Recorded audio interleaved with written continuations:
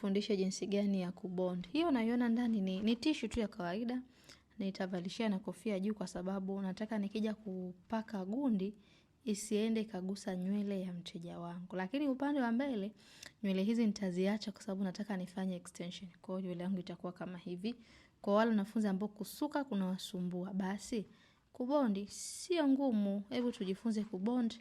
Hakisha unajipatia kipato kwa njia rahisi kabisa. Sawa sawa. Kwa baada ya hapo nitachukua nywele yangu hii ya Natural Yaki Plus kutoka Dalek Tanzania.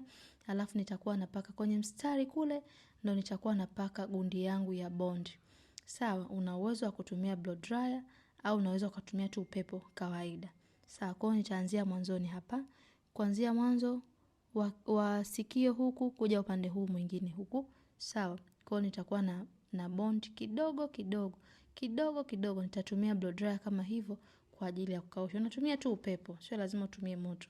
Unaweza kupaka gundi yako kwenye kofia kama hivyo ikakurahisishia kazi, ukapaka na nyingine kidogo kwenye weaving yako. Ni rahisi sana, naomba nikukumbushe.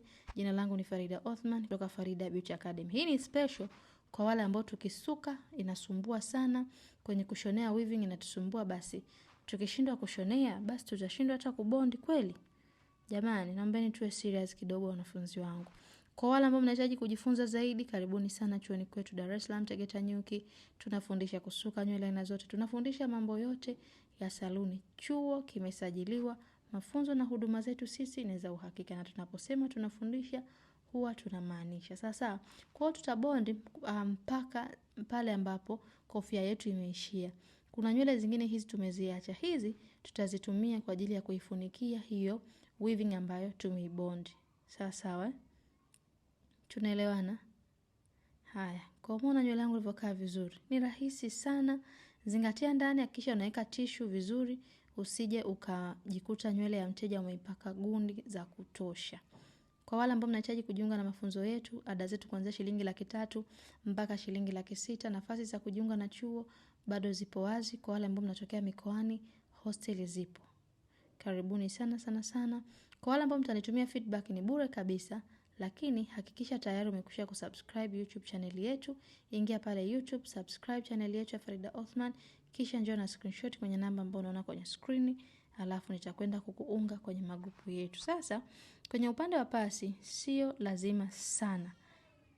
Sawa, in case kama nywele ya mteja wako itakuwa ni nyepesi sana, usitumie pasi, unaweza kutumia blow dryer wakati wa kuilaza hiyo. Lakini kama iko vizuri unaweza kutumia pasi kama hivi ukailaza nywele ya mteja wako kama hivi ambavyo unaona. Sawa sawa.